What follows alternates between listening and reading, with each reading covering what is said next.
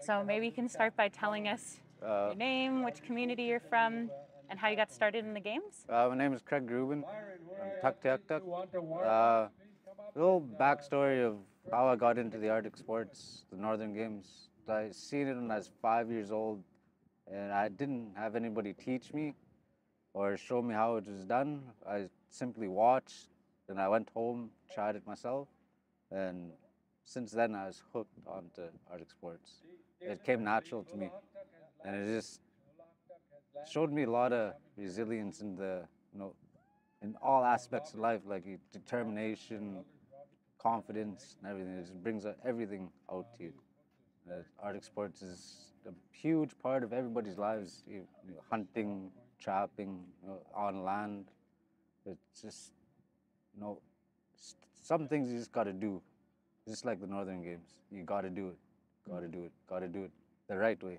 The right way. That's what we've been taught.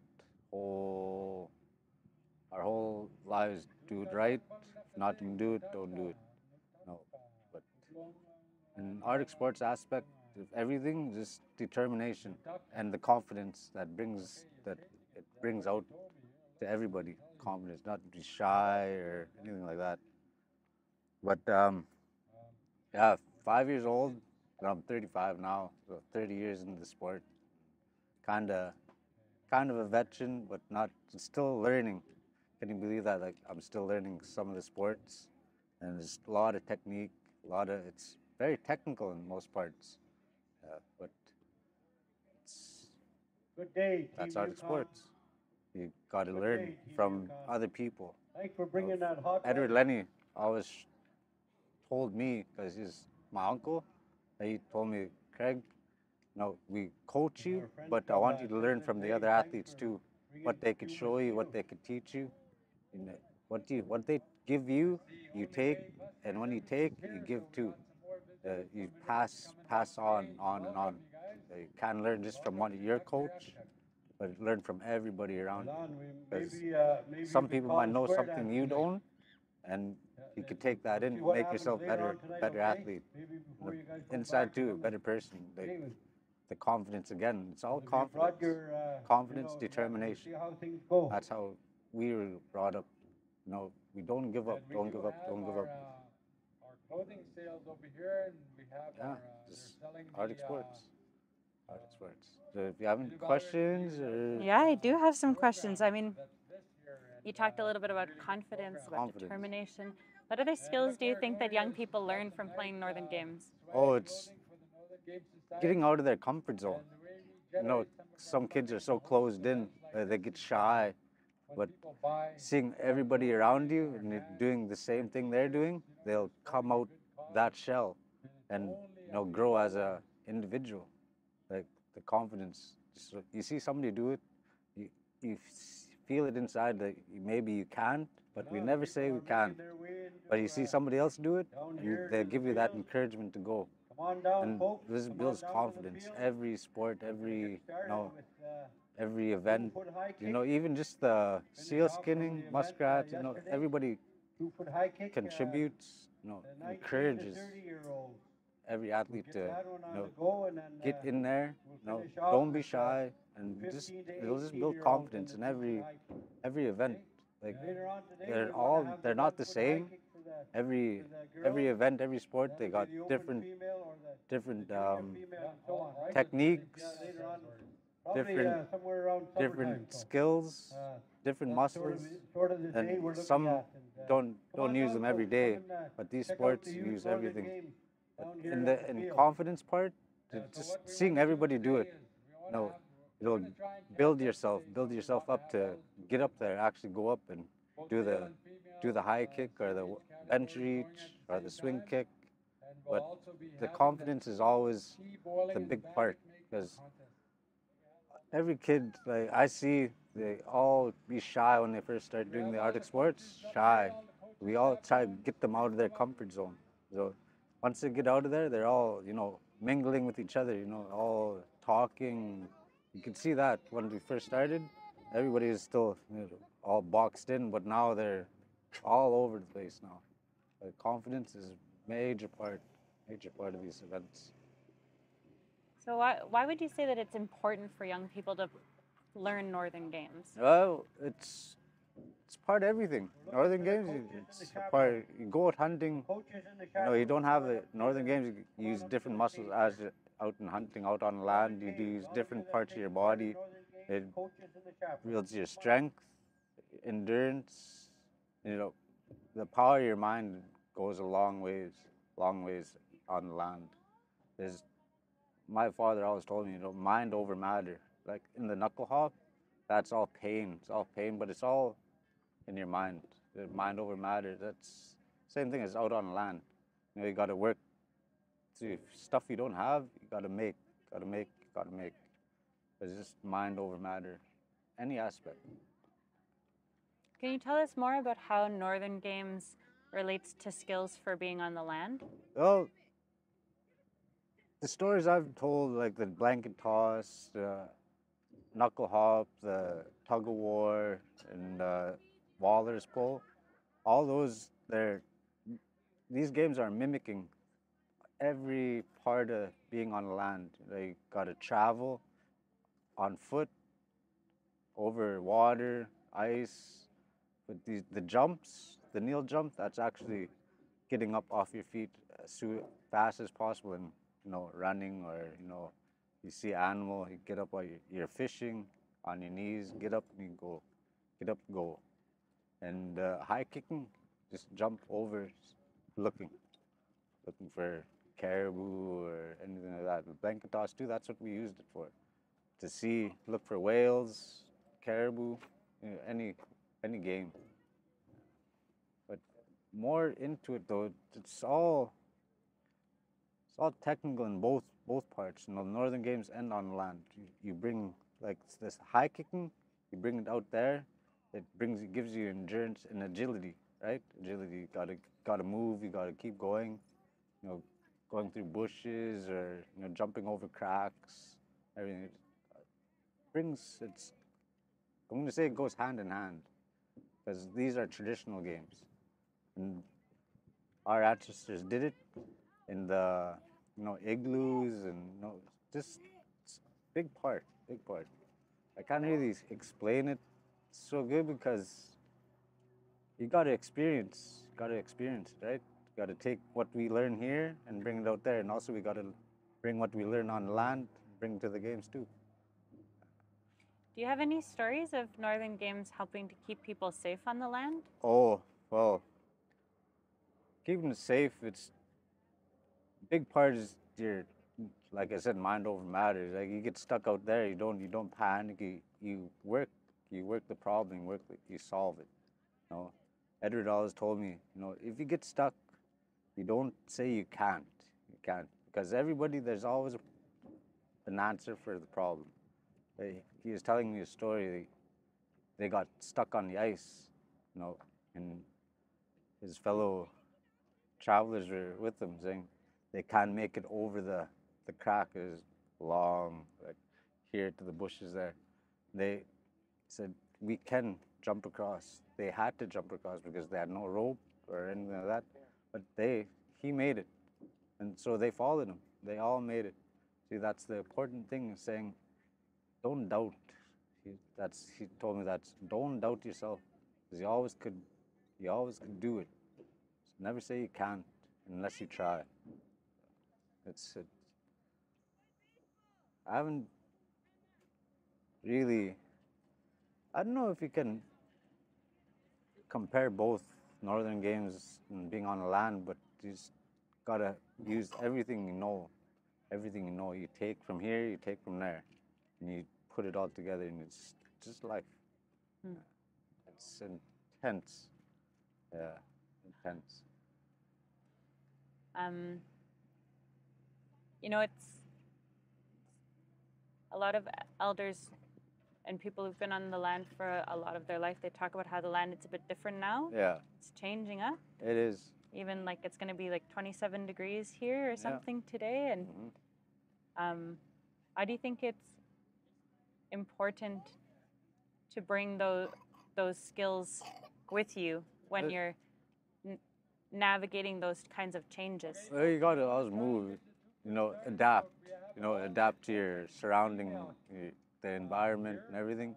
Because in the games too, you got to adapt to changes, right? There's changes in the sport and everything. So is same as land. You got to adapt to change, because it's changing all over the coast, all over the delta. It's all changing the landscape, the heat, the temp, the weather. You just got to adapt. Got to adapt, because I can tell you myself, I see a lot of change, and we gotta make those changes ourselves too. We gotta go, travel different routes and everything. Gotta go with the changes, go with the land. The land teaches you. Land teaches you where to go, how to navigate it, but just gotta adapt to everything. Adaptation. Edward Lenny would have told me, you gotta learn. Gotta learn what the land is telling you. You gotta listen. Gotta look. You gotta see. There's a lot of change. What do you think are the greatest strengths of the Northern Games for teaching those kinds of things to the youth? It's the storytelling, the storytelling, experiencing the games and being on land. You got to experience everything. Got to experience. Talk to your elders. Ask them questions. It's all about communicating, right? Communicating with your elders and your fellow athletes, fellow friends, everything. It's got to take everything into perspective of what you see and what you hear from your elders. You talked a lot about Edward Lenny. I wonder, for yourself as an athlete, who are your biggest role models in the Northern Edward Lenny. Edward Lenny is he showed me a lot of games, and he told me a lot of stories. We travel a lot to promoting Arctic sports, and I took a lot from him. A lot from Steve Cockney, CK, Jerry, Roy Apana. They all taught me every little part, how to be the athlete and be the mentor, carry that knowledge over. And Edward Lenny was a big part of my life too. Do you have any stories of or memories of something from when you were learning in the games? I have a lot. Like, when I first joined, my first trip for the Circling Polar Games was in Cambridge Bay, and Steve Cockney was my coach. I was a short little dude, smallest athlete, and said, Edward Lenny was there too. He said, Craig, you try your best. That's all this game is. You try your best. Take this experience and carry it, but you try your best. Don't give up. And one of the stories I can tell you is the arm pull. I was a short little dude, again, like way smaller than, Man, Ross Jr. I was his size. I went up against a huge boy in the arm pull. And Steve, good look, and Edward Lenny said, Craig, you squeeze your thumb, you give it your best. You never know what might happen. I beat the guy. I was surprised because they gave me that encouragement. I was doubting myself. They said, Craig, you can do it. Don't say, that's the first time I said I can't, because they really stressed it to me. Don't say that. Since then, I never did say I can't. And it just shows like what a mentor can give you. It gave me that confidence, gave me the encouragement I needed, and it gave me the energy. That's one of the best stories I have of Edward and Steve. Yeah. What motivated you to become a coach? Passing on the knowledge. Like, I have a lot of experience in the games, and just what I could give them might, make them one of the best athletes, or make a better person. These games are more than just games. It's part of your life, your tradition, and it's good to see this is the future. Like, these are the future of the games, of the kids, everything. But being a coach it's a self-act. You're giving what you know, and we want our games to flourish throughout the years. We want to go further than just Circle Polar, Northern Games, Arctic Winter Games, Canada Games. We want eventually to go further than what we got right now. And just being a coach is there's a pride in it too. Pride in it too, because you're giving your knowledge, your what do you know, and just seeing them excel in the games. Coach. Actually, coaches, we don't know everything, but you know the athletes too. They can teach us something. They can teach us. Oh, we never seen that before, and we could take that and we could use it too. Just being a coach is an experience in itself. As I've always been an athlete, a competitor, and this is my first time being a coach. First time. The Arctic Winter Games, I coached. My first time coaching, and it is a different part because I still can compete, but being coach is more, got to be more interactive, more hands-on, because it's very, very different. What's your best advice to these young athletes? Don't give up. You know, don't be shy. That's what I could say. That's all I could say is don't be shy. No, give it a shot. Like Edward Lenny told me, you never know what might happen. You might hit it. If you don't, keep trying. Keep trying. You talked about some of the places Northern Games brought you, like Cambridge Bay. Cambridge Bay. Yeah, we went to Cambridge Bay, Nunavut. Yeah, the games brought me all over, like to the United States for demonstrations. We went to Oregon. Jerry Kassoon was there. We started promoting way out. This is the furthest we went for demonstration. Oregon, Lowell, Oregon. Oh, 19 to 30, yeah. Like being in sport, you could not only travel, but you can meet different people. You know, experience the world as it is right now. You see how other athletes compete, how other people interact with each other. But it brought me all over the world. Greenland, and that is seeing the different parts of the Inuvialuit, right? Different parts of our blood all over, like Greenland. Is there any different kind of games you learned from those travels? Kikitmute arm pull. Kikitmute arm pull in Kugluktuk. It's a different arm pull. You've got to have one leg on your shoulder, and you pull and you push. That's the first time I've ever seen that type of arm pull, and it's hard, very hard. It's kind of funny too, because your legs up here, your opponent's legs up here, and yours on there. We actually had a buddy of mine. They're doing it. He actually bit the guy's leg. Yeah, it is all in joke, but the other opponent didn't think so. It got kind of heated, but at the end of the day, we're all friends, right? They started laughing. You have kids or nieces, nephews who are involved in the games? I got one daughter, Nevaeh. She's 13 years old, and she's just her first year joining the games. And I got my nephew right there, Jacob Kudikak, and Nicholas, Kyle's son. Yeah. But it's good to see they're getting in there, because, like I said, I started when I was young, and that is the best. I think the best decision I made, because it brought me all over and it introduced me to all my friends, and I was kind of shy, but once I joined this, I just sprouted as an individual. It is good to see, all the young ones coming out. I have one more question, if you don't mind. Yeah. I was wondering if you could tell us a bit about the difference, in your opinion, between an Arctic sport and a Northern game. There's no difference. But Northern games and Arctic sports, we go traditional. Like traditional Northern games, they got rules, right? But Arctic sports, we do it the natural way. Natural way. Got no knocking, no shoes. It's just no mats. It's all different. Because we got rules in the Northern Games, Arctic sports. 'Cause we're in the Arctic.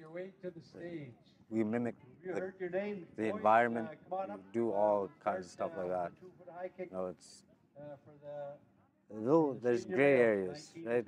But there's no. They're the same, but they're not, right? You understand?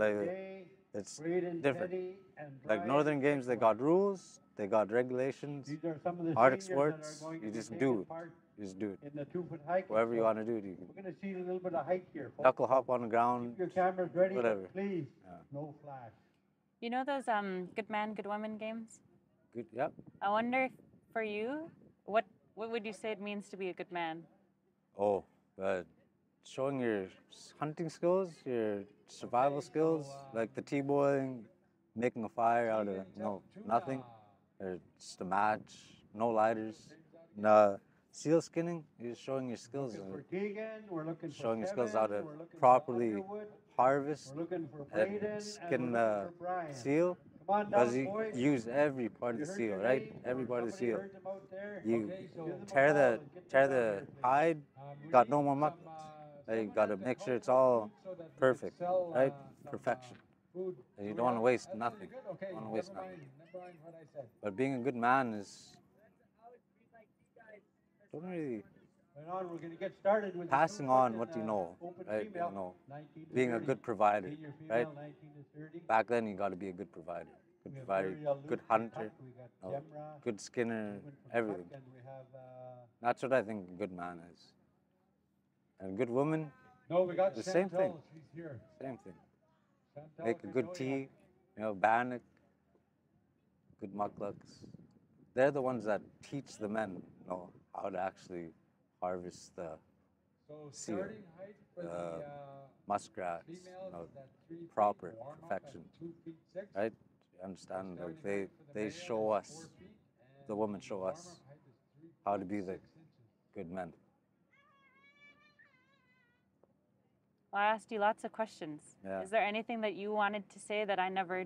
Don't say just to all the youth, anybody that want to join the games, give it your best, So and just Chantel is don't not going to be say you singing, can't. Never say you can't.